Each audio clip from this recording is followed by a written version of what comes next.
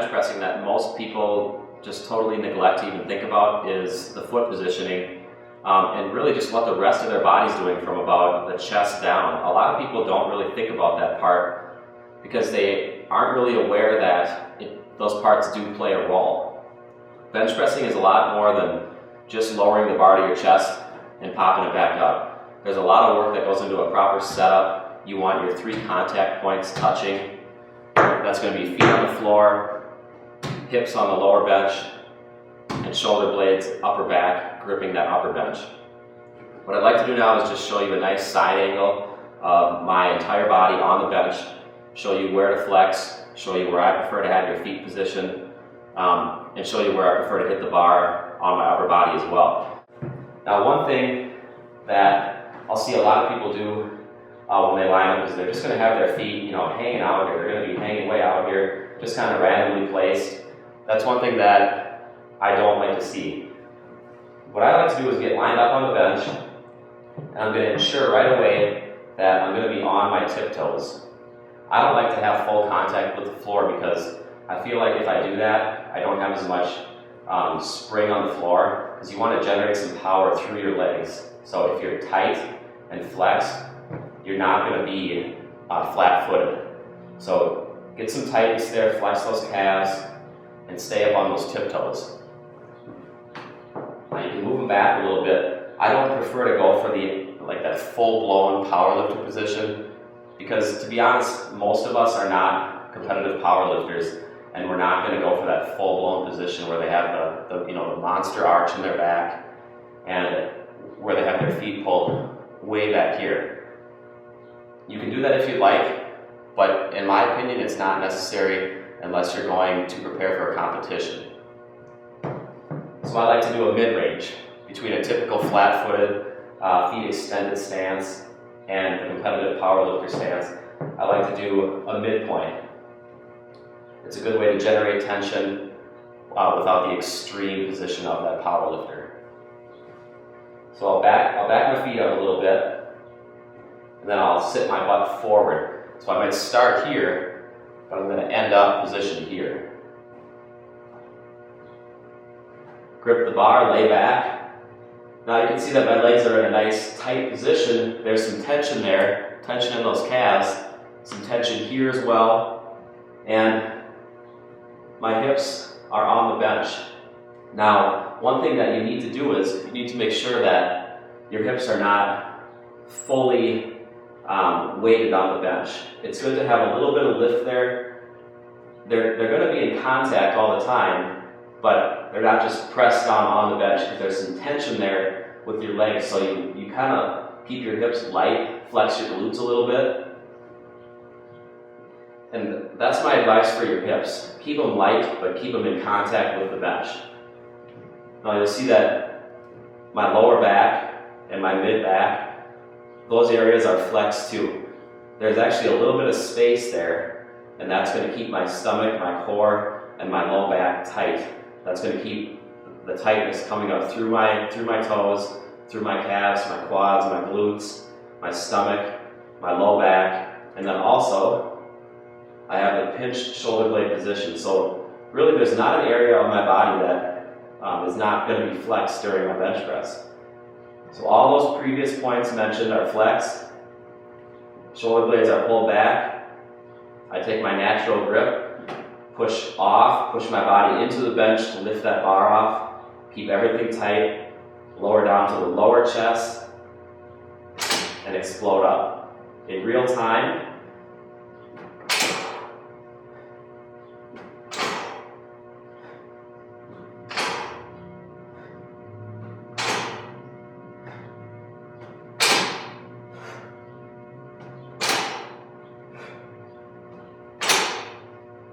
now, if I was going to do a couple of wrong reps and lift my hips, they would look like this.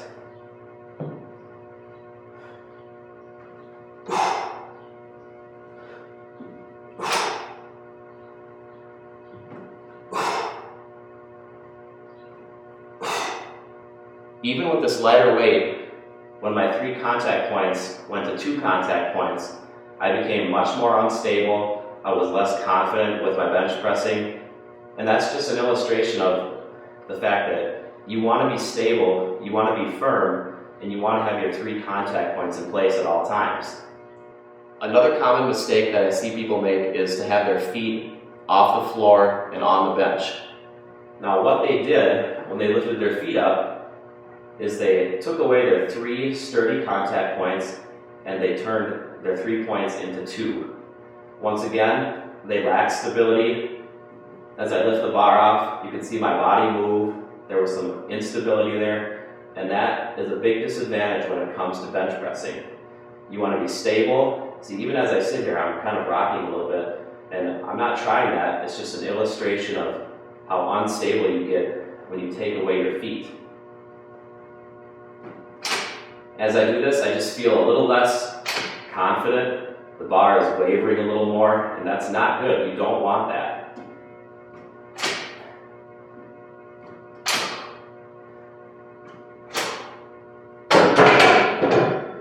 So not only have I increased my instability, I've also taken away tension because I can no longer build tension through my toes, through my quads, through my glutes.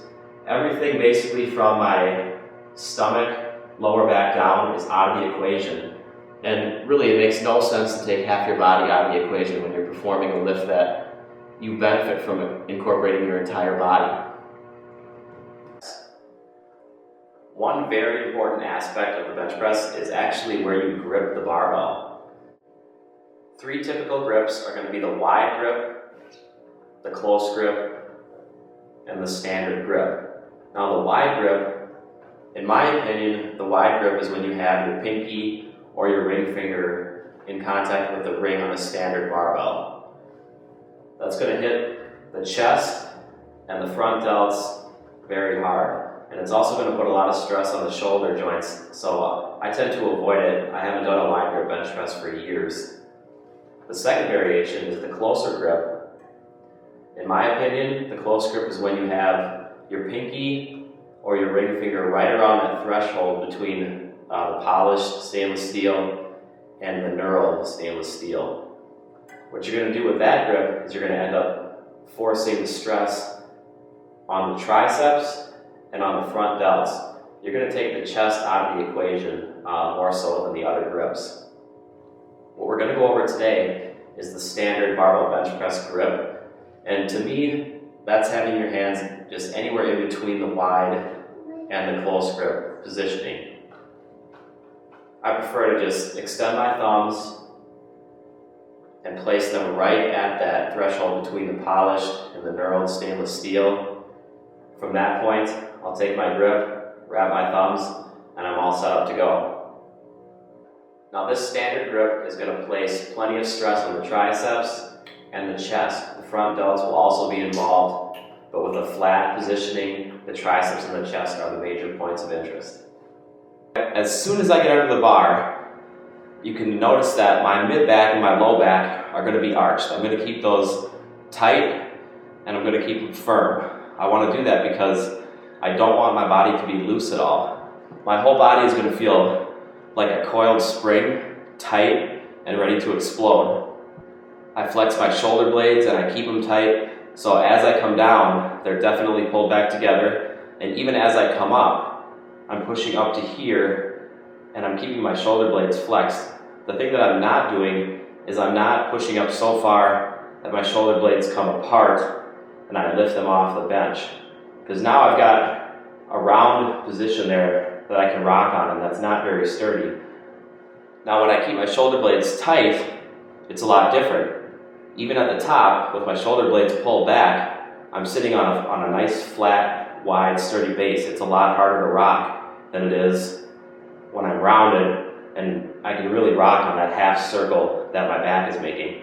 So keep those shoulder blades tight, like you're trying to grab the bench. It's really important that you feel that your upper back is actually gripping and grabbing at that bench.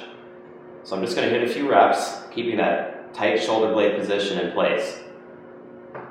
I lift off, lock my triceps out, get sturdy, keep my shoulder blades pulled back, gripping that bench. My lowering point is the mid to low chest. And then I explode up. Deep breath. Tighten up, touch and explode.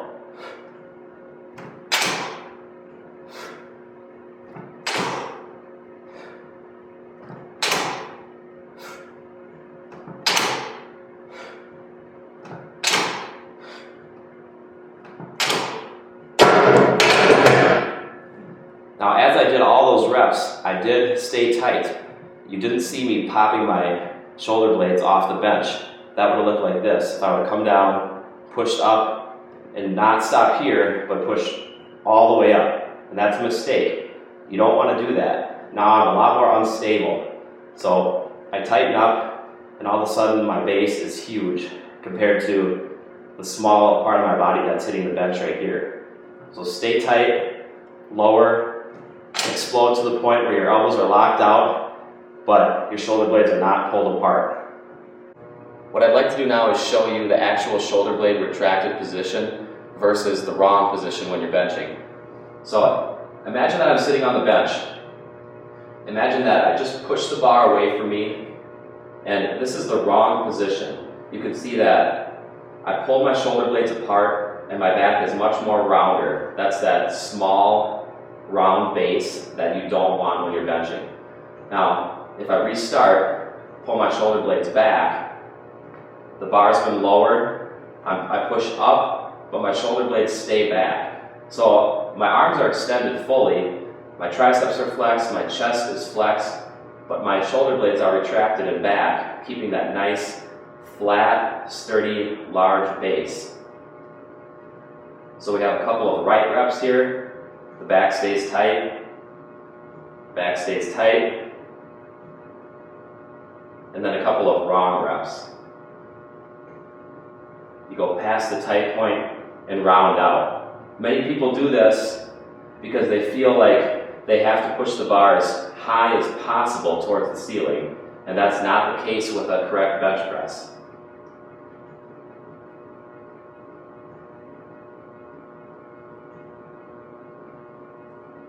Now those are wrong reps, and then a couple more rights. You flex back, keep it tight, extend but keep it tight, extend but keep it tight, and that's correct.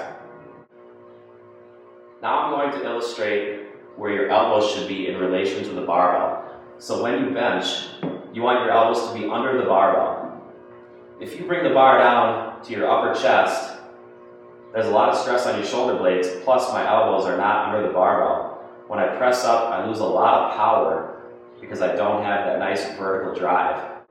If I bring the barbell too low, also my elbows are not under the bar, and I lose that vertical drive, which really helps me propel the bar up. What you want to do is make sure that your elbows are under the bar, you bring it to the lower chest, keep things tight, keep the elbows under the bar.